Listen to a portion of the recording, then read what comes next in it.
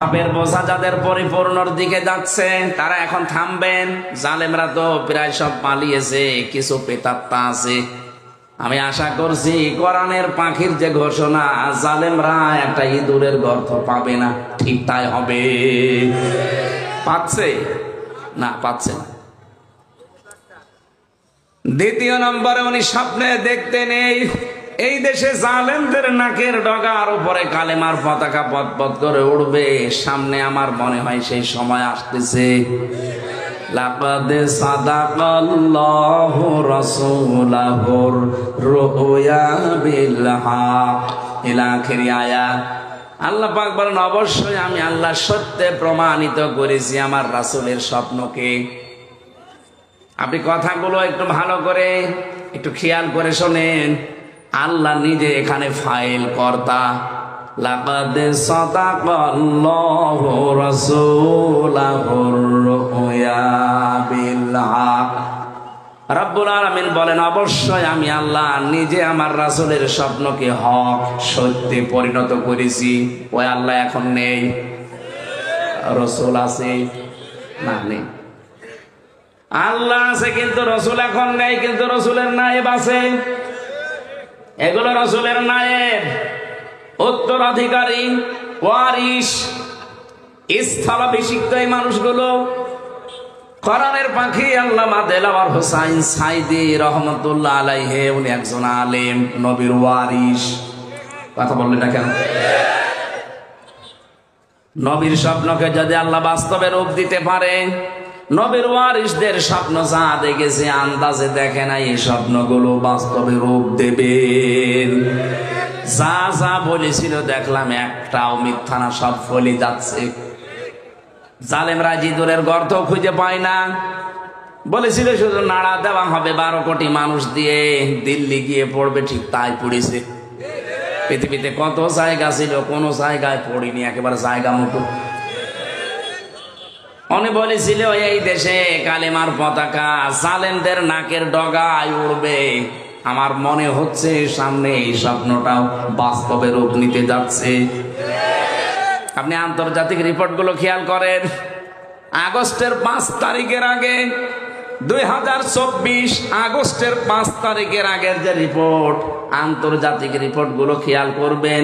প্রতিটি রিপোর্টে দেখবেন 100 জনের মাত্র 15 জন চাইতো এদেশে কোরআন কায়েম হোক। এখন এই 3 মাস কয়েকদিনের ব্যবধানে বাংলাদেশের 100 জনের 58 জন মানুষ চাইছে এদেশে কোরআন কায়েম হোক। কতদূর এগিয়ে গেছে দেশটা। আরো কিছু সমস্যার কারণে আমাদের দেশে ইসলাম আর আগাচ্ছে না।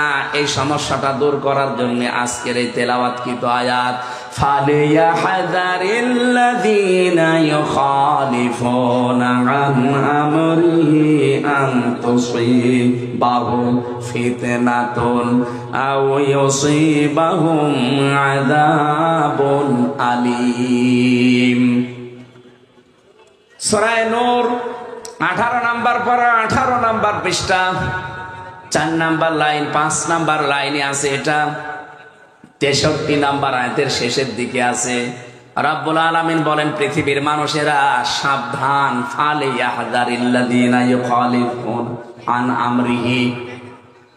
আমার রাসূলের আদেশকে যদি কেউ ভাইলাইট করে, রাসূলের আদেশের খিলাফ কোন কাজ করে, দুনিয়ার ময়দানে মনে করো না শান্তি আসবে না। আমি আল্লাহ 2টা শাস্তি দেব। বিসমিল্লাহির রহমানির রহিম।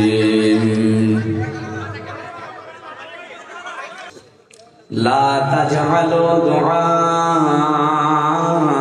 আর-রাসূল বাইনাকুম কাদুআই বা'দিকুম বা'দা। قد يعلم الله الذين يتسللون منكم لواذا فليحذر الذين يخالفون عن أمره أن تصيبهم فتنة أو يصيبهم عذاب أليم। সাদাকতা ইয়া রাব্বানা। আল্লাহুম্মা সাল্লি আলা সাইয়্যিদিনা মাওলানা মুহাম্মদ ওয়া আলা আলি সাইয়্যিদিনা মাওলানা মুহাম্মদ সাল্লাল্লাহু আলাইহি ওয়াসাল্লাম। আলহামদুলিল্লাহ, টাঙ্গাইল জেলার কালীহাতি থানার অন্তর্গত জাটিবাড়ি আল ইহসান ইসলামিয়া যুব কল্যাণ পরিষদ ও প্রবাসীদের উদ্যোগে তাফসীরুল কোরআন মাহফিলের স্বনামধন্য সভাপতি বিশিষ্ট আলেমে দ্বীন হাফেজ মাওলানা আব্দুস সালাম, ইমাম ও খতিব কালীহাতি কেন্দ্রীয় জামে মসজিদ দামাত বারকাতুহুমুল আলিয়া। এতক্ষণ যারা আলোচনা রাখলেন ইসলামিক চিন্তাবিদ মুফাসসিরে কোরআন হাফেজ মাওলানা মাহফুজুর রহমান দিনাজপুরি, আলোচনা রেখেছেন মাওলানা হোসাইন মাহফুজ চুয়াডাঙ্গা, বিশেষ অতিথি জনাব রফিকুল ইসলাম, নজরুল ইসলাম, রমজান আলী ভাই, অন্যান্য ওলামা একরাম। পরিচালক হিসাবে আছেন হাফেজ মাওলানা ইমদাদুল হক। সামনে বসা মুসলমান ভাইরা, পর্দার আড়ালের সম্মানিতা মা এবং বোনেরা, প্রশাসনের ভাইরা, প্রাণ প্রিয় টাঙ্গাইলবাসী, আল্লাহর দরবারে শুকরিয়া জানাচ্ছি যিনি আমাদেরকে মুসলমানের ঘরে পাঠিয়েছেন। আলহামদুলিল্লাহ। অন্য ধর্মে যদি আল্লাহ না করুক আসতাম, নিজের বাপ দাদার ধর্ম ত্যাগ করে মুসলমান হওয়া এটা কত বড় কঠিন ছিল, যারা হয় তারা জানে। আমাদেরকে যদি এখন বলা হয় যে নিজেদের বাপ দাদার ধর্ম ইসলাম বাদ দিয়ে দেন, আপনি হিন্দু হয়ে যান, আপনি হবে? আপনার কাছে যেমন কঠিন লাগে ওদের কাছেও এরকম কঠিন লাগে, কিন্তু তারপরও তারা ছেড়ে চলে আসে। আমরা না চাইতে আল্লাহ দয়া করে এই মুসলিম পরিবারে আমাদেরকে জন্ম দিয়েছে, খুশি হয়ে বলছে আলহামদুলিল্লাহ। ঝঞ্ঝা বিক্ষুব্ধ পৃথিবীতে এখন যা চলছে, বিশেষ করে আমাদের এই ছোট্ট ভূখণ্ড বাংলাদেশ নিয়ে, আপনি পাশে যে প্রতিবেশীগুলো আমরা দেখতে পাই, আমাদের সবচাইতে বড় প্রতিবেশী যাদের নাম ভারত, এরা দেখো তো নিকৃষ্ট উগ্রপন্থী এই হিন্দুদের সব কাজ এখন বিশ্বের ময়দানে ছড়িয়ে পড়ছে। তামাম দুনিয়া জানছে যে এরা উগ্র, এরা জঙ্গি। এদের যে ভিডিওগুলো এখন ভাইরাল হচ্ছে দেখছেন না? জীবিত মানুষদেরকে এরা প্রকাশ্যে কুপিয়ে হত্যা করছে শুধু গরু খাওয়ার অপরাধে। পৃথিবীতে যত সৃষ্টি আছে সব কিছু আল্লাহ বানিয়েছেন মানুষের কল্যাণে। এটাকে আমি বানিয়ে বলছি? সূরা বাকারার ভেতরে আছে ওয়াল্লাযী খালাকা লাকুম মিনকুম, তিনি আল্লাহ যিনি বানিয়েছেন তোমাদের জন্য। এই পৃথিবীর যা কিছু সব মানুষের উপকারের জন্য, আর মানুষকে আল্লাহ বানিয়েছেন আল্লাহর ইবাদতের জন্য। অন্যান্য সৃষ্টির কাজ আমাদের সেবা করা, আর আমাদের কাজ আল্লাহর ইবাদত করা। ওমা খালাকতুল জিন্না ওয়াল ইনসা ইল্লা লিয়াবুদুন। ইবাদত করার আগে একটা কাজ আছে আমাদের, সেটার নাম ঈমান আনা। কথা বুঝতেছেন? ইবাদত আপনি করবেন, যদি ইবাদত করিয়েই যান কবুল হবে না, আগে ঈমান আনা লাগবে। ঈমান যার নেই তার ইবাদত হবে? ঈমান আনার আগে আর একটা কাজ করা লাগে, কি বলেন তো? গোসল করা লাগে। হ্যাঁ না, গোসল না করলে আপনার ঈমান আনা হয়নি তা না, কিন্তু গোসল না করলেও আর একটা কাজ আপনাকে করা লাগবে, তাগুত ছাড়া লাগবে।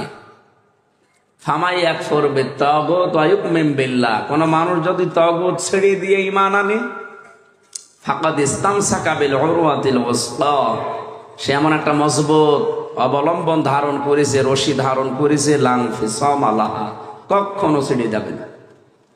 তাহলে ইবাদতের জন্য আল্লাহ আমাদেরকে বানিয়েছে। ইবাদতের আগে কাজ হচ্ছে ঈমান আনা, ঈমানের আগে কাজ হচ্ছে তাগুত ছেড়ে দেওয়া।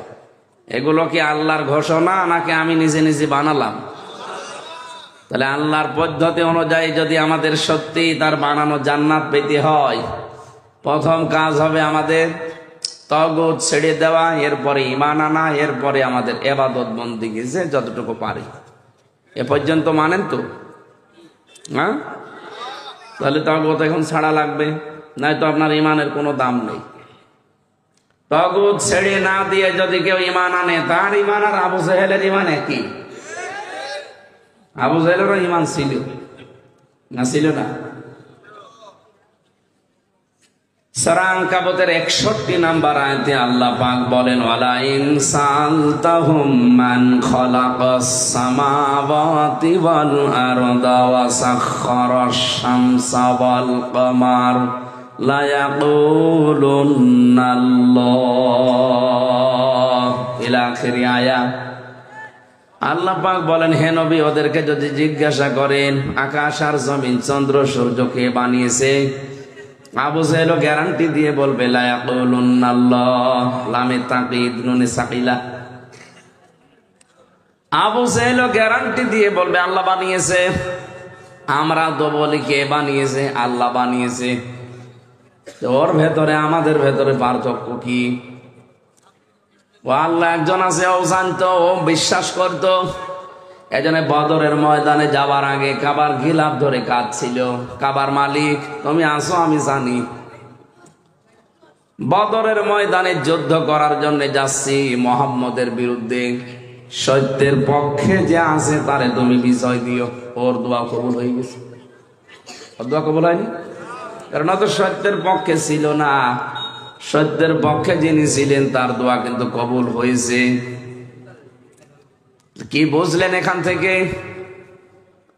ওর যে কাজ কারবার কথাবার্তারা, আমাদেরও কাজ কারবার কথাবার্তারা প্রায় একই মিলে যাচ্ছে। হ্যাঁ, অনেকে বলতে পারে, কি বলে, আমি কালীহাতি মসজিদের সভাপতি, আবু জেহেলের সাথে আমার তুলনা দেন। আপনি কালীহাতি বাংলাদেশে কয়জন চিনি? এই কালীহাতি মসজিদের সভাপতি হয়ে আপনি লাফান, আর আবু জেহেল ছিল কাবা শরীফের সভাপতি। ও খেদমত করতো হাজিদের। বলেন তো আপনি ওর পর্যায়ে যেতে পারেননি, একটাই কারণ, ওই ইমানও আল্লাহকে, আল্লাহ একজন আছে বিশ্বাসও করতো, তাগুত ছেড়ে না দিয়ে। এমনকি ওর বাবা যেটা, ওর দাদা যেটা ফেরাউন, সেও আল্লাহ একজন আছে কথা শেষে বলেছিল।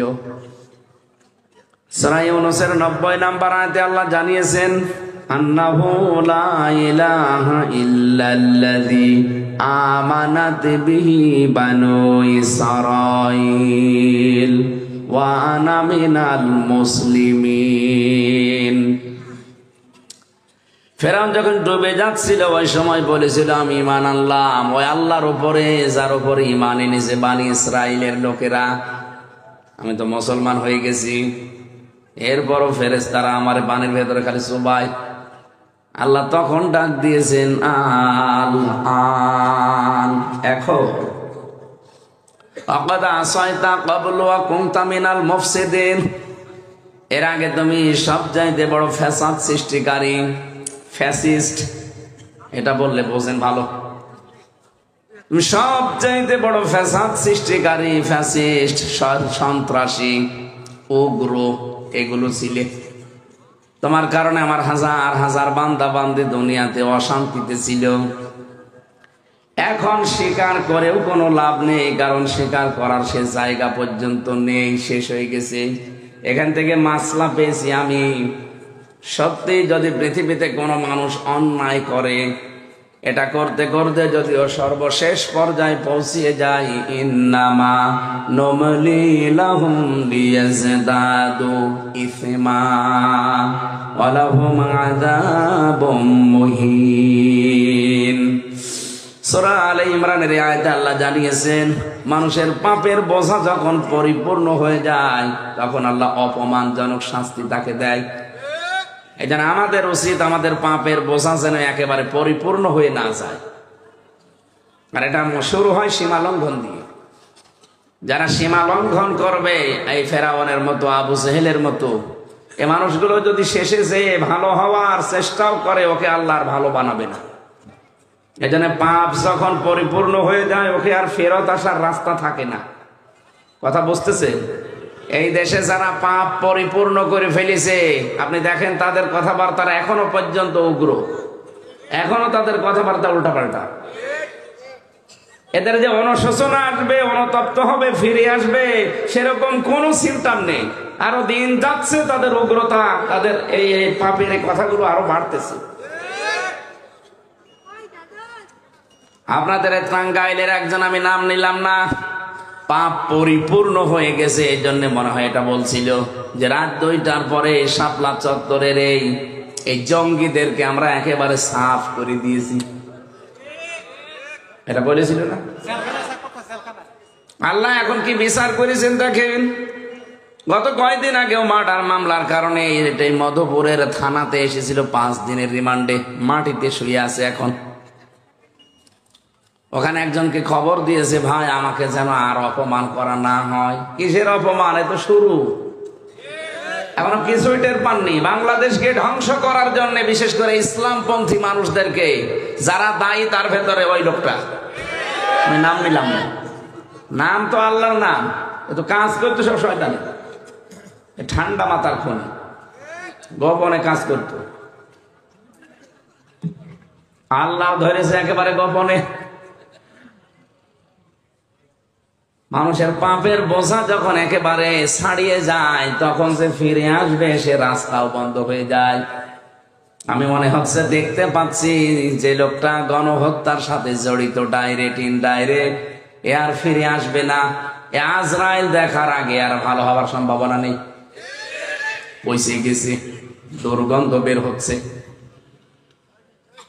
সারা পৃথিবীর আপনি ইন্টারনেটে সার্চ দেবেন, দেখবেন 6 জনের নাম পাবেন নিকৃষ্ট মানুষদের তালিকায়। 6 জনের নাম আছে, 3 জন খ্রিস্টান, 1 জন মুসলমান, 1 জন ইহুদি, আর 1 জন মুশরিক।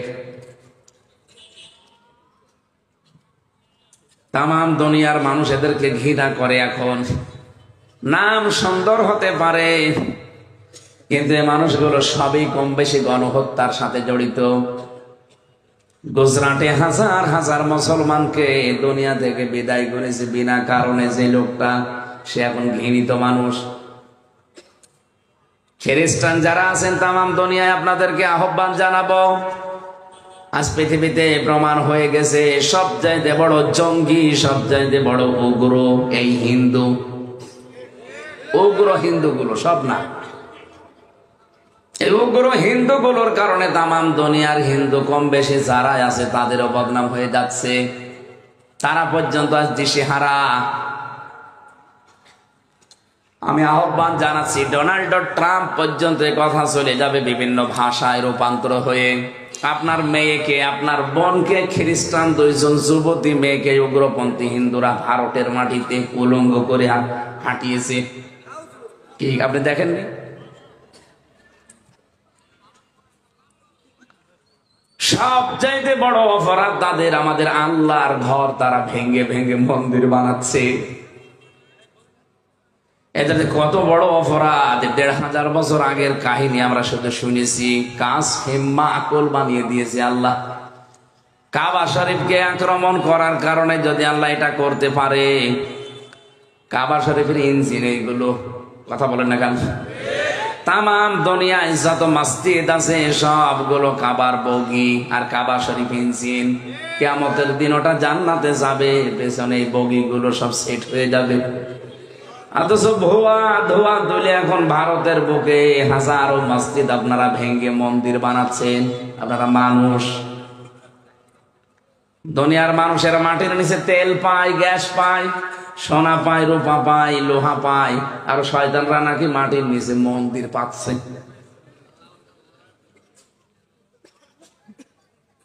আমরা যদি এখন আওয়াজ তুলি, বাংলাদেশের এই যে স্বামীবাগ ঢাকার ইসকন মন্দির, এটা 1000 বছর আগে এখানে মসজিদ ছিল, আমি ভেঙে ফেলি, মসজিদ বানাই, কেমন লাগবে আপনাদের?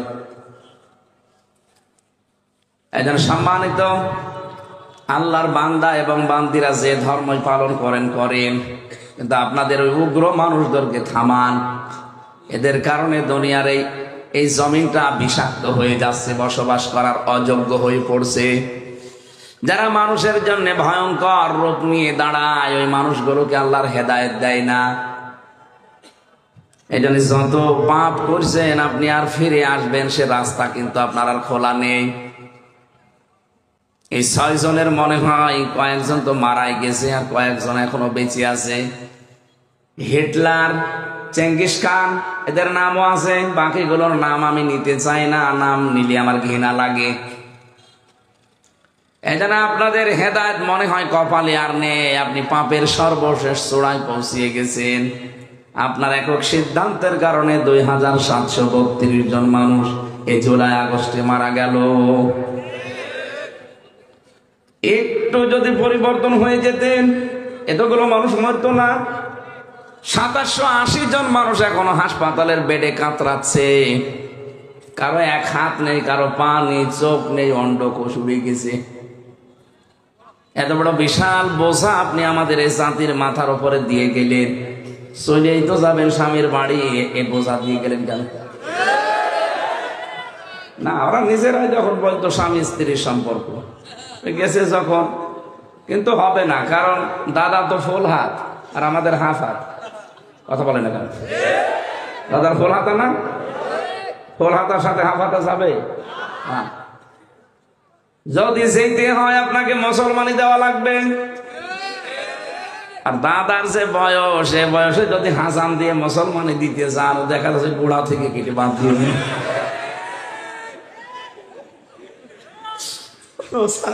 আগা খুঁজে পাবেন।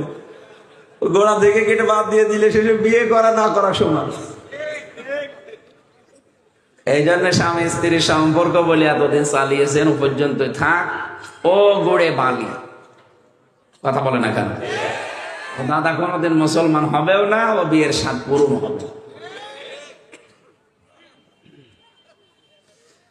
আমার ভাইরা, যে কথাটা বোঝাতে পর্যন্ত আসলাম, এর সার কথা এই, কোন মানুষ যদি অপরাধ করতে করতে সীমা ছাড়িয়ে চলে যায়, ও ভালো হওয়ার চেষ্টা করলো, আল্লাহ ওকে আর গ্রহণ করে না। এটা ফেরাউনের জীবন, আবু জেহেলের জীবন, আবু লাহাবের জীবন থেকে আল্লাহ দেখিয়েছেন। ফেরাউনের জীবনে তো বললামই, শেষ পর্যন্ত ভালো হওয়ার নিয়ত করেছিল, এখন ঈমানেরও ঘোষণা দিয়েছে, কিন্তু আল্লাহ কবুল করে নাই। আমরা যদি আমাদের পাপের সীমা ছাড়িয়ে যাই, সত্যি কথা বলছি, আপনি ভালো হওয়ার নিয়ত করলেও আর পারবেন না ফিরে আসতে। এক্ষুনি পাল্টান। কখন পাল্টাবেন? এক্ষুন। আপনি জালেমদের বাড়ি ঘরগুলো এখন দেখতে পাচ্ছেন না? আল্লাহ নিজে যেন হাত দিয়ে আমাদেরকে দেখিয়েছেন। সূরা নমলে আছে, 19 নাম্বার পারা, 20 নাম্বার পৃষ্ঠা, 7 নাম্বার লাইনের 52 নাম্বার আয়াতে আছে। এটা তাফসিরে ফি জিলালিল কোরআন। ফাতিলকা বুয়ুতুহুম খাফিয়াতাম বিমা যালামু ইন্না ফি যালিকা লায়াতাল লিকাউমিন ইয়ালামুন। বলেন আল্লাহু আকবার। এখানে যারা আলেম আছে, আরবি গ্রামার জানে, দেখেন তো আল্লাহ মনে হচ্ছে আঙ্গুল দিয়ে দেখাচ্ছেন, অথচ এটা হাজার হাজার বছর আগের কাহিনী, লূত নবীর জীবনী। সেটা আল্লাহ নবীজিকে শোনাচ্ছেন, মনে হচ্ছে আমাদেরকেও দেখাচ্ছেন। ফাতিলকা বুয়ুতুহুম, বাইতুন দেয়নি, বুয়ুত বহু বচন, হোম জমির। আল্লাহ বলেন, হে নবী, এই ঘরগুলোর দিকে তাকান। এই সেই ঘরগুলো, এই সেই কি, এই সেই ঘরগুলো কি? খাবিয়াতান, আমি জনশূন্য করে দিয়েছি, পরিত্যক্ত বানিয়ে দিয়েছি, বিমা যালামু, এদের জুলুমের কারণে। আয়াতটাতে কত বাস্তব। 2024 সালের 5 আগস্টে আল্লাহ আমাদের দেখিয়েছেন। কুষ্টিয়ার হানিফের বাড়ির দিকে তাকান, ওটা এখন গণ টয়লেট হয়ে গেছে। আমি যে এখনই দেখে আসলাম একটু আগে, আপনাদের ওই লোকের বাড়ি, আমি নাম নেই না, ওর বাড়ি এখন জাতীয় টয়লেট হয়ে গেছে।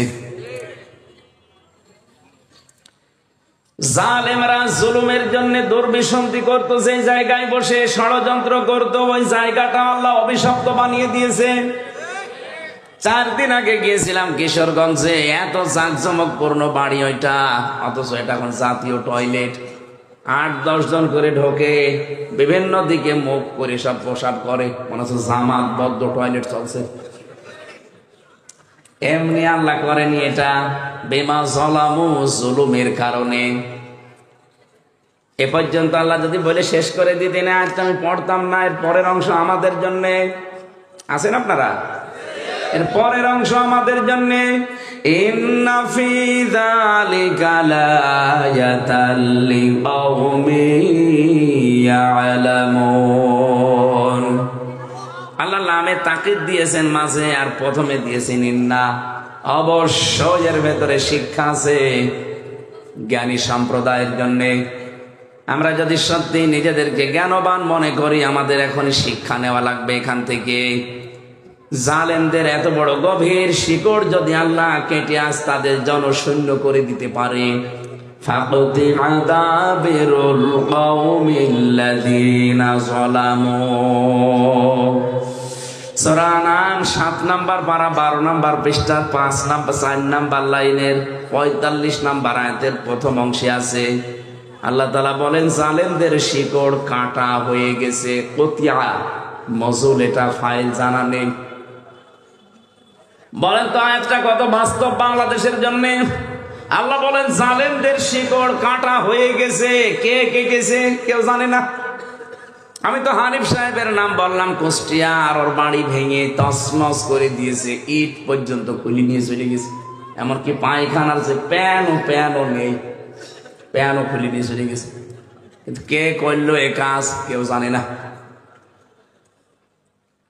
ফাইলকে কর্তাকে জানা নেই। আমার মনে হচ্ছে আল্লাহ পাক আবাবিল পাঠিয়ে কাজ করেছে। কথা বলে না কেন?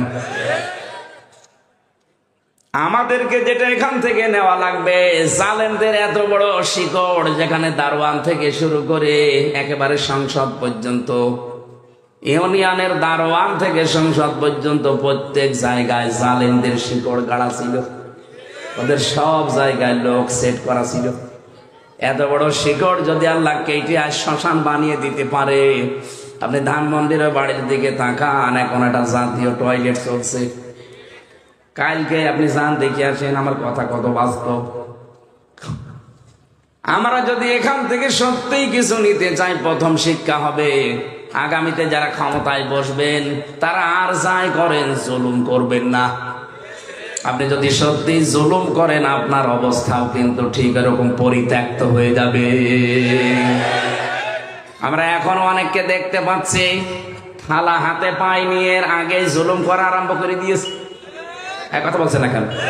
সারা দেশের বিভিন্ন জেলায় দেখছি, এখন শুনছি এখন যে চাঁদাবাজি চলছে। চাঁদাবাজি বন্ধ হয়নি, শুধু নাম পাল্টিয়েছে। আগে ওই নামে করতো, এখন আর এক নামে করছে। এটা একটা জুলুম না? কত বড় জুলুম আপনি জানেন? এই যে রমজান সাহেব মালয়েশিয়াতে আছে আজ 25-30 বছর, মনে করেন এত কষ্ট করে 20-25 বছর উনি একেবারে মাথার ঘাম পায়ে ফেলে টাকাগুলো কামাই করে নিয়ে আসলো। টাঙ্গাইলে কোন জায়গায় যেন বাড়ি, ওখানে একটা বাড়ি করবে। ঘাম ঝরানো রক্ত ঝরানো টাকা দিয়ে বাড়ি করবে, কিন্তু না, বড় ভাই আসবে মিষ্টি খাবে, কয় টাকা লাগবে? 10 লাখ। আরে মিষ্টি আপনি কোন দেশের মিষ্টি খাবেন? নীরব সাদাবাজি গুলো চলছিল এতদিন, কয়েকদিন বন্ধ ছিল, এখন আবার শুরু হয়ে গেছে। আমিরে জামাত ডাক্তার শফিকুর রহমান হাফিজাহুল্লাহ কয়েকদিন আগে উনি ঘোষণা দিয়েছেন ডাইরেক্ট, এদেশে যদি সত্যি ইসলাম আসে সর্বপ্রথম আমরা বন্ধ করব এই সাদাবাজি। প্রতিটি সেক্টরে চলছে, অফিস আদালত থেকে শুরু করে কোর্ট পর্যন্ত। আমি নিজে তো সাক্ষী, ওখানে নীরব চাঁদাবাজি চলে, বিশেষ করে সিএমএম কোর্ট, জজ কোর্ট আর হাইকোর্ট গুলোতে। এগুলো বন্ধ হওয়া দরকার, নয়তো এই জুলুম বন্ধ হবে না। মানুষ নীরবে নীরবে কাঁদবে। আমরা চাই আগামীতে যারা আসবেন তারা আর যাই করেন, কোন রকমের জুলুম যেন আপনার দ্বারা না হয়। তাহলে আগামী 5 বছর পরে দেখবেন আপনার বাড়িও ঠিক হানিফের বাড়ির মতো টয়লেট হয়ে গেছে। পাপের বোঝা যাদের পরিপূর্ণর দিকে যাচ্ছে তারা এখন থামবেন। জালেমরা তো প্রায় সব পালিয়েছে, কিছু প্রেতাত্মা আছে। আমি আশা করছি কোরআনের পাখির যে ঘোষণা, জালেমরা একটা ইঁদুরের গর্ত পাবে না, ঠিক তাই হবে। পাচ্ছে না? পাচ্ছে না। দ্বিতীয় নম্বরে উনি স্বপ্নে দেখতে নেই এই দেশে জালেমদের নাকের ডগার উপরে কালেমার পতাকা পথ করে উড়বে। সামনে আমার মনে হয় সেই সময় আসতেছে। লাকাদ সাদাকাল্লাহু রাসূলাহুর রুয়া বিল হক ইলা আখির আয়াত। আল্লাহ পাক বলেন, অবশ্যই আমি আল্লাহ সত্যে প্রমাণিত করেছি আমার রাসূলের স্বপ্নকে। আপনি কথাগুলো একটু ভালো করে একটু খেয়াল করে শোনেন। আল্লাহ নিজে এখানে ফাইল কর্তা। লাকাদ সাদাকাল্লাহু রাসূলাহুর রুয়া বিল হক। রব্বুল আলামিন বলেন, অবশ্যই আমি আল্লাহ নিজে আমার রাসূলের স্বপ্নকে হক সত্যে পরিণত করেছি। ওই আল্লাহ এখন নেই, রাসূল আছে না? নেই। আল্লাহ আছে কিন্তু রাসূল এখন নেই, কিন্তু রাসূলের নায়েব আছে। এগুলো রাসূলের নায়েব, উত্তরাধিকারী, ওয়ারিস, স্থলাভিষিক্ত এই মানুষগুলো। কোরআনের পাখি আল্লামা দেলাওয়ার হোসাইন সাইদি রহমতুল্লাহ আলাইহি, উনি একজন আলেম, নবীর ওয়ারিস। কথা বললেন না কেন? নবীর স্বপ্নকে যদি আল্লাহ বাস্তবে রূপ দিতে পারে, নবীর ওয়ারিসদের স্বপ্ন যা দেখেছে আন্দাজে দেখে না, এই স্বপ্নগুলো বাস্তবে রূপ দেবেন। যা যা বলেছিল দেখলাম একটাও মিথ্যা না, সব ফলি যাচ্ছে। জালেমরা জিদুরের গর্ত খুঁজে পায় না। বলেছিল শুধু নাড়া দেওয়া হবে 12 কোটি মানুষ দিয়ে, দিল্লি গিয়ে পড়বে, ঠিক তাই পড়েছে। পৃথিবীতে কত জায়গা ছিল, কোন জায়গায় পড়িনি একেবারে জায়গা মতো। উনি বলেছিল এই দেশে কালেমার পতাকা জালেমদের নাকের ডগায় উড়বে। আমার মনে হচ্ছে সামনে এই স্বপ্নটাও বাস্তবে রূপ নিতে যাচ্ছে। আপনি আন্তর্জাতিক রিপোর্টগুলো খেয়াল করেন। আগস্টের 5 তারিখের আগে, 2024 আগস্টের 5 তারিখের আগের যে রিপোর্ট, আন্তর্জাতিক রিপোর্টগুলো খেয়াল করবেন। প্রতিটি রিপোর্টে দেখবেন 100 জনের মাত্র 15 জন চাইতো এ দেশে কোরআন কায়েম হোক। এখন এই 3 মাস কয়েকদিনের ব্যবধানে বাংলাদেশের 100 জনের 58 জন মানুষ চাইছে এ দেশে কোরআন কায়েম হোক। কতদূর এগিয়ে গেছে দেশটা। আরো কিছু সমস্যার কারণে আমাদের দেশে ইসলাম আর আগাচ্ছে না। এই সমস্যাটা দূর করার জন্য আজকের এই তেলাওয়াতকৃত আয়াত, ফালিয়াহযারিল্লাযীনা ইউখালিফুনা আন আমরিহি আন তুসীবাহুম ফিতনাতুন আও ইউসীবাহুম আযাবুন আলীম। সূরা নূর 18 নম্বর পারা, 18 নম্বর পৃষ্ঠা, 4 নম্বর লাইন, 5 নম্বর লাইনে আছে। এটা 63 নম্বর আয়াতের শেষের দিকে আছে। রব্বুল আলামিন বলেন, পৃথিবীর মানুষেরা সাবধান, ফালিয়াহযারিল্লাযীনা ইউখালিফুনা আন আমরিহি। আমার রাসূলের আদেশকে যদি কেউ ভাইলাইট করে, রাসূলের আদেশের খিলাফ কোন কাজ করে, দুনিয়ার ময়দানে মনে করো না শান্তি আসবে না। আমি আল্লাহ 2টা শাস্তি দেব। 1 নম্বরে তোমাদের উপরে ফিতনা চাপিয়ে দেব, 2 নম্বরে কঠিন আযাব দুনিয়া এবং আখিরাতে দেব। আযাবুন আলীমের ব্যাখ্যায় আমি তাফসীরে ইবনে কাসিরে দেখেছি দুনিয়া এবং আখিরাত 2 জায়গায়। তাহলে প্রথম শাস্তি, রাসূলের খেলাফ কাজ করলে ফিতনা আপনাকে ঘিরে ধরবে। বেশ তো দেশটা এগিয়ে যাচ্ছিল ইসলামপন্থীদের, হঠাৎ করে এই যে হঠাৎ শুরু হয়ে গেল ইসলামপন্থীদের ভেতরে কিছু কিছু দেখছি ভাঙন। সব কিন্তু আগস্টের 5 তারিখের পর থেকে ঠিক লাইন মতোই চলে আসছিল। জেলখানাতে 3টা বছর আল্লামা মামুনুল হক হাফিজাহুল্লাহ আমার সাথে 3 বছর ছিল। মানে প্রায় প্রতিদিনই আমাকে বলতেন, হামজা বাইরে থাকতে ভাবতাম কি আর ভেতরে এসে দেখছি কি। বাইরে আমরা ট্রফি নিয়ে মারামারি করতাম, বাইরে আমরা আমিন বলা নিয়ে মারামারি করি, আর ভেতরে জালেমরা সব আমাদের এক ঘরের ভেতরে রেখে তালা লাগিয়ে দিয়েছে। বাইরে যদি যেতে পারি আল্লাহর কসম আমি সব যাই হোক সব এক জায়গায় আগে করব। উনি চেষ্টাও চালিয়ে যাচ্ছেন, আল্লাহ পাক যেন তাকে সফল করেন, বলেন আমিন। আরে ভাই কিছু মতের দূরত্ব পার্থক্য থাকতে পারে, কিন্তু আপনার সাথে আমার সাথে হিন্দু আর মুসলমানের মতো তো না। কথা বলেন না কেন? আপনি টুপি হয়তো একেবারে সাপোর্টটা দেন, আমি একটু লম্বাটা দিই, আরে টুপি মাথায় না দিয়েও তো নামাজ হবে, কিন্তু ইমান না থাকলে নামাজ হবে? জালেমরা আমরা বাইরে বাইরে বিভিন্ন দল বিদলে ভাগ ছিলাম, কিন্তু ভেতরে এসে দেখছি আমাদের সবকে এক জায়গায় রেখে নামই দিয়ে দিয়েছে। এটা জঙ্গি মামলা। সে জামাত হোক, শিবির হোক, হেফাজত হোক, আর ইসলামী আন্দোলন হোক। চরমনার কয়েকজন মুরিদ আমি পেয়েছিলাম আমার পাশে, জঙ্গি মামলা দিয়েছে। হেফাজত ইসলামের তো ৭৬ জন ছিল আমার সাথে, জামাত ইসলামের আমির ছিল, কেন্দ্রীয় আমির, সেক্রেটারি জেনারেল, জামাতের যত বড় বড় নেতা। এ বাইরে এসে আমরা কেউ কাউকে দেখতে পারি না, উল্টা পাল্টা ফতোয়া দেয়। ভেতরে জালেমরা বলছে থাক, এক ব্লকে রেখে তালা লাগিয়ে দিয়েছে, থাক ২৪ ঘন্টা তোদের সাথে কেউ কথাও বলবে না। অথচ মার্ডার মামলার আসামি ঘুরে বেড়ায় ভেতরে। আর আমরা যারা এই মামলা, বিশেষ হুজুর মামলা, নামই দিয়েছে হুজুর মামলা, হুজুরও একটা মামলার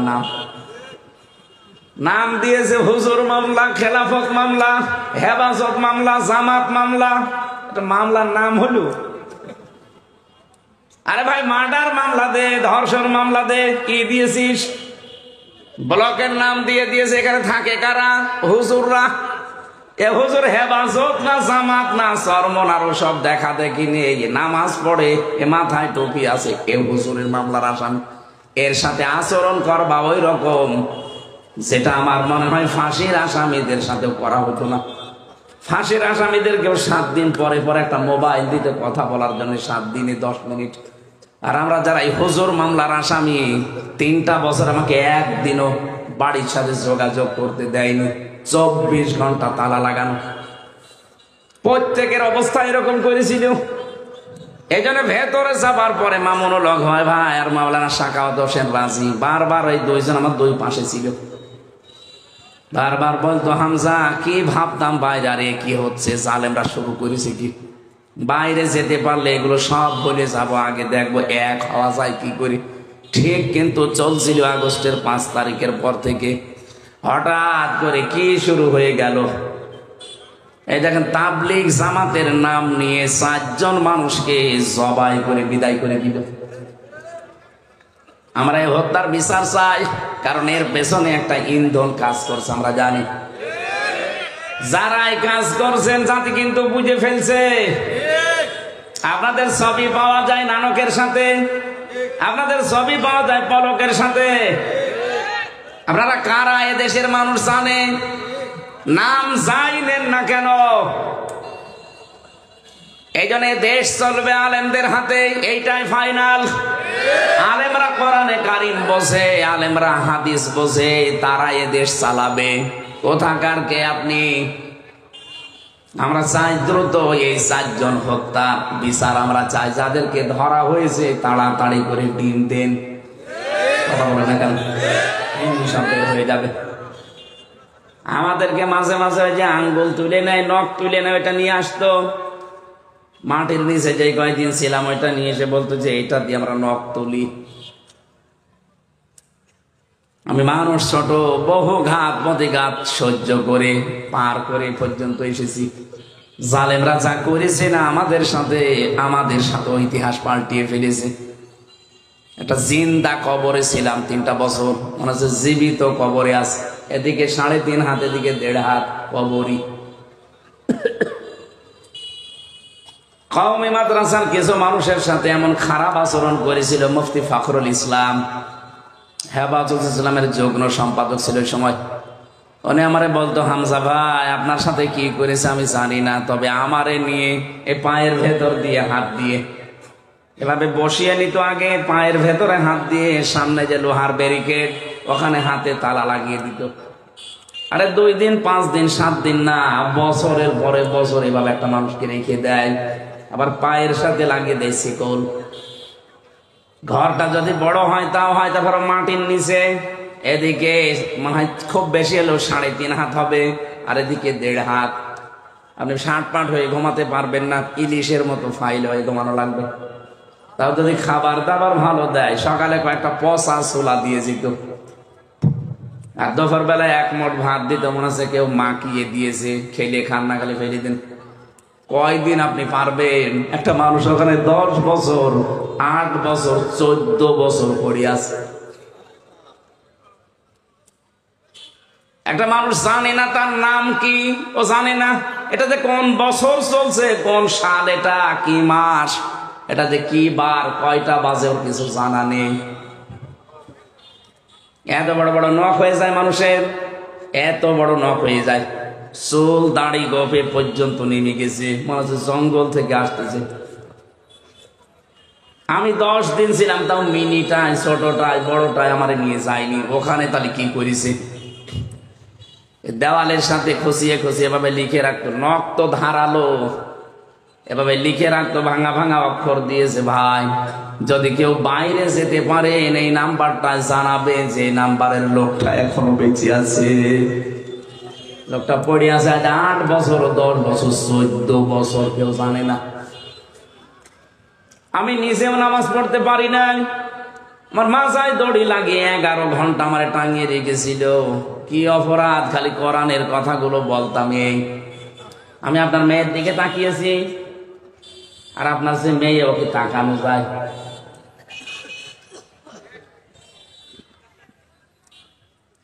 এ কঠিন পরিস্থিতি তৈরি করেছিলেন। আল্লাহ রাব্বুল আলামিন বলেন, আমার রাসূলের খেলাফ কাজগুলো বাদ দিয়ে দাও। বিশ্ব নবীকে পৃথিবীতে যে 4 দফা কর্মসূচি নিয়ে পাঠিয়েছিলেন, আমরা ওই 4টা সামনে নিয়ে চলবো। ওয়াল্লাযী বা'আসা ফিল উম্মিয়িনা রাসূলাম মিনহুম ইয়াতলু আলাইহিম আয়াতিহি ওয়া ইউযাক্কিহিম ওয়া ইউআল্লিমুহুমুল কিতাবা ওয়াল হিকমা ওয়া ইন কানূ মিন ক্বাবলু লাফি যালালিম মুবিন। বলেন আল্লাহু আকবার। কোরআনে কারিমে 4 জায়গায় আয়াতটা আছে একই ধাঁচের। আল্লাহ পাক বলেন, তিনি সে আল্লাহ যিনি তোমাদের ভেতর একজন উম্মি নবী পাঠিয়েছেন, রাসূল পাঠিয়েছেন। 4 দফা কর্মসূচি সে পালন করত। আমাদের এখন উচিত দল মত সব বাদ দিয়ে, আমরা যারা এতদিন মাজলুম অবস্থায় আছি, বিশেষ করে ইসলামপন্থী মানুষেরা, কিছুদিন পরে পরে দেখবেন রিপোর্ট আসে আন্তর্জাতিক ভাবে, দেশের উপরে যে রিপোর্ট গুলো পায়, একটু পড়াশোনা করেন। এই দেশে এখন সব চাইতে ভয়, বিশেষ করে এই প্রতিবেশী রাষ্ট্রগুলোর, ইসলামের হাতে আবার এই দেশটা চলে যায় নাকি। কারণ তারা জানে দেশে যারা মাজলুম, এই 53 বছরে এই সব চাইতে বেশি মাজলুম হয়ে আছে এদেশের ইসলামপন্থীরা। এই মানুষগুলো যদি ছোটখাটো বিভেদ ভুলে এক হয়ে যায়, এদেশে ইসলামকে কেউ ঠেকাতে পারবে না। সবার ভয়ে সূরা কাসাসের 6 নম্বর আয়াতটা মিলাবেন, আমি এর সাথে মিলিয়ে পেয়েছি। আল্লাহ পাক বলেন, অনুমাক্কিনা লাহুম ফিল আরদি ওয়া নুরিয়া ফিরআউনা ওয়া হামানা ওয়া জুনুদাহুমা মিনহুম মা কানু ইয়াহযারুন। আমি আল্লাহ তাদেরকে জমিনের শাসন ক্ষমতায় বসাবো, প্রতিষ্ঠা দেব তাদের। কেন জানো? আমি ফেরাউন, হামান এবং তার সৈন্যবাহিনী, দলীয় বাহিনীকে দেখাতে চাই ওরা যাদেরকে সবচাইতে বেশি ভয় পেত, তাদেরকে আমি জমিনের শাসনে বসাবো। আজও নব্য ফেরাউন যারা, নব্য হামান যারা, নব্য হামানের দল বল যারা, এরাও কিন্তু সবচাইতে ভয় আছে, না জানি ইসলাম চলে আসে কিনা। এই কথা বলেন না কেন? এই আয়াতের তাফসির মিলাবেন, আধুনিক তাফসির গুলো সব মিলে যাবে। আজ তামাম দুনিয়ার মানুষের ভয়। এদেরকে এতদিন কোণঠাসা করে রেখেছিলাম বিভিন্ন দলে বিদলে বিভক্ত করে, এখন দেখি না এসব এক হয়ে যাচ্ছে। এই জন্য মামুনুল হকের নামে আজকে অপপ্রচার দিয়েছে যে উনি তাবলিগের কেউ না। আরে শয়তান, ওর জীবনটাই কাটছে তাবলিগে। তাবলিগ মানে কি? প্রচার করা। তাবলিগ মানে কি? কোরআন হাদিস তার চাইতে প্রচার আপনি কি বেশি করেন? তার বাবা সারা জীবন কোরআন হাদিসের শিক্ষা দিয়ে গেছে। এই জন্য দুনিয়া বাংলাদেশে আমার মনে হয় সাইকল হাদিস, ইবনে সাইকল হাদিস যদি 5 জন থাকে, তার ভেতরে সে একজন। লোকটার সাথে আমি 3টা বছর ছিলাম এক ঘরে। আমি তার কাছে ঋণী, বহু খেদমত আমার মতো ছোট মানুষের সেই লোকটা করেছে। অনেক বড় মনের মানুষ। আল্লাহ রাব্বুল আলামিন দুনিয়া আখিরাতে তার সম্মান আর মর্যাদা আরো বাড়িয়ে দেন। বিশেষ করে তাবলীগের যে 4 জন ভাইকে জবাই করা হয়েছে, তাড়াতাড়ি করে তদন্ত রিপোর্ট দিয়ে এদের শাস্তির ব্যবস্থা করেন, নয়তো কিন্তু ওখান থেকে বারবার আসবে। আপনি টের পাচ্ছেন না কলকাঠি কোন জায়গা থেকে নড়ছে? পিনাকি ভট্টাচার্যের একটু ভিডিও দেখেন, সব ক্লিয়ার হয়ে যাবে। এরা চাচ্ছে যে হিন্দুদের দিয়ে কাজে লাগালাম, কিছু হইল না। গোবিন্দ পরামানিক এখন আলেমদের পক্ষে। পঞ্চগড়ের এক হিন্দু, এই যে মাগুরার এক হিন্দু, 2 জন মহিলা গেছে ভারতে। সাংবাদিক হকার, যেটা মলম সাংবাদিক, এই শয়তানের আর এক বস্তু আছে। সেই মেয়েকে বলছে, আপনি বলেন যে আপনাকে বাংলাদেশে আপনার এই মেয়েকে রেপ করা হয়েছে, আপনারা টিকতে পারছেন না, পোষা প্রবণ কিছু করতে পারেন না, আপনারা পালিয়ে এসেছেন। ওই মহিলাও গেছে রেগে বলে, কি বলিস? আমি এসেছি আমার মেয়ের হাতের চিকিৎসা করাতে, আর আমরা সব চাইতে এখন নিরাপদে আছি। আগস্টের 5 তারিখের পর থেকে মনাসর বাড়া ভাতে ছাই দিয়েছে। ওইটা এডিটিং করে সারা বিশ্বকে দেখাতো, দেখেন বাংলাদেশের সংখ্যালঘু নির্যাতন হয়, এখানে পূজা করতে দেয় না, অথচ পুরাটা উল্টিয়ে দিয়েছে আল্লাহ। সারা দুনিয়া এখন জানতেছে, সারা দুনিয়া জানছে এখন সবচাইতে বড় সাম্প্রদায়িক দাঙ্গার দেশ এই ভারত। ওরা এতদিন আমাদের নামে মিথ্যা ছড়াতো যে আমাদের দেশে সাম্প্রদায়িক নির্যাতন হয়। কে বলেছে? গোবিন্দ পরামানিক নিজে সাক্ষী দিচ্ছে, এই দেশে যদি নির্যাতন কিছু হয়ে থাকে, 15.5 বছর যারা ছিল তাদের দ্বারা হয়েছে। এদের দ্বারা সবচাইতে বেশি নিরাপদে আমরা আছি এদেশের আলেমদের কাছে। আজকে আপনি জামাতের আমির ডাক্তার শফিকুর রহমান গেছে গাইবান্ধায়, ওনার আগে একজন বক্তব্য দিচ্ছে পুরোহিত ঠাকুর। সে বলছে বাংলাদেশে সবচাইতে বেশি নিরাপদে আছি আমি এই জামাত ইসলামী বাংলাদেশের মানুষের কাছে। ইসলামপন্থী মানুষরা যদি এই দেশের দায়িত্ব পায়, আমাদের কোনো অসুবিধা নেই, আমরা আরামে থাকবো। একজন হিন্দু যদি কথা বলতে পারে, এদেরকে দিয়ে কাজে লাগাতে চেয়েছিল, পারে নাই, এখন অন্য লাইনে হাঁটতেছে। এখন চাচ্ছে যে মুসলমানদের ভেতরে যদি বিভেদ তৈরি করে এদের দলে বেদলে বিভক্ত করে দেই, তখন আর একটা মেসাগার করা যাবে। আমার দেশ প্রথম দিনই কিন্তু এইটা ছেড়ে দিয়েছে।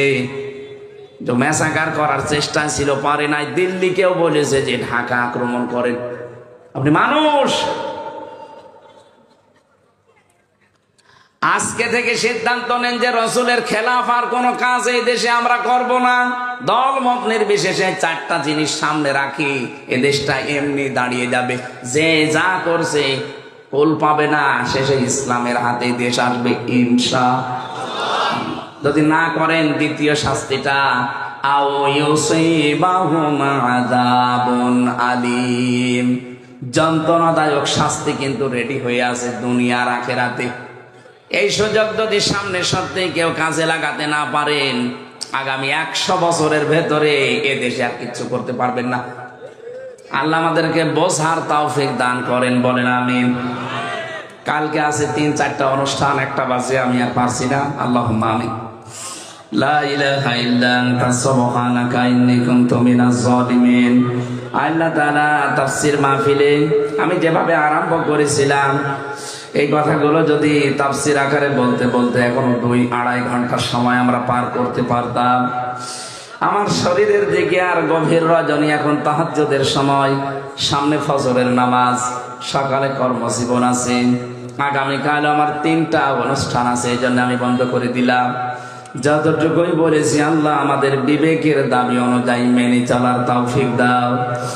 রাসূলের 4 দফা কর্মসূচি আমাদের সামনে নিয়ে দল মত নির্বিশেষে এদেশের টুপিওয়ালা মানুষদেরকে তুমি এক এবং নেক বানিয়ে দাও। এ মাহফিলের আয়োজন করতে গিয়ে যারা শ্রম দিল, আল্লাহ এ মানুষগুলোকে মাফ করে দাও। আগামীতে এই মাহফিলটা কোরআনের ইজ্জতে বিশাল আকারে কবুল করে নাও। মা বোনদের অবশ্যই কথা হয়েছে, আল্লাহ মা বোনদেরকে খাদিজার মতো, আয়েশার মতো বানিয়ে দাও। সম্মানিত সভাপতি, প্রধান অতিথি, বিশেষ অতিথি যারা, কত মানুষ কোরআনে কারিমের এই অনুষ্ঠানে এসেছে বিভিন্ন আশা নিয়ে। মনের ভেতরে যার যে জায়েজ আশাগুলো আছে মেহেরবানি করে জায়েজ আশা পূরণ করে দাও। এলাকায় মাটির নিচে যারা ঈমান নিয়ে ঘুমিয়ে আছে এদেরকে ক্ষমা করো আল্লাহ। 3টা বছর জালেমের জেলখানায় আমি অসুস্থ হয়ে গেছি, আল্লাহ মেহেরবানি করে তুমি আমাকে আগের অবস্থায় ফিরিয়ে দাও। আমার কণ্ঠটা ভিক্ষা দাও। প্রতিদিন জেলখানায় আমার প্রতিদিনের এই দোয়াটা ছিল, আল্লাহ যদি মুক্ত জীবনে আমারে ফেরত দাও, অল্প সময়ের ভেতরে সহজ সরল ভাষায় কোরআনের কথা হাদিসের কথা তোমার বান্দা বান্দীদের যেন বোঝাতে পারি, আর যারা সহজে বুঝতে পারে সেই তৌফিক আমাকে দিও। আল্লাহ মেহেরবানি করে ওই তৌফিকটা আমারে ভিক্ষা দাও। আমি বিশ্বাস করি আমি যতটুকুই বলেছি তোমার বান্দা বান্দীরা সহজে বুঝে ফেলেছে। এখন আমাদের সবচাইতে বড় কাজ ঐক্যবদ্ধ হওয়া, নবীদের এই 4 দফা কর্মসূচির সামনে নিয়ে এগিয়ে যাওয়া। মাজলুম আমরা যারা এদেশে সবাইকে এক হয়ে 4 দফা কর্মসূচির সামনে নিয়ে চলার তৌফিক দাও।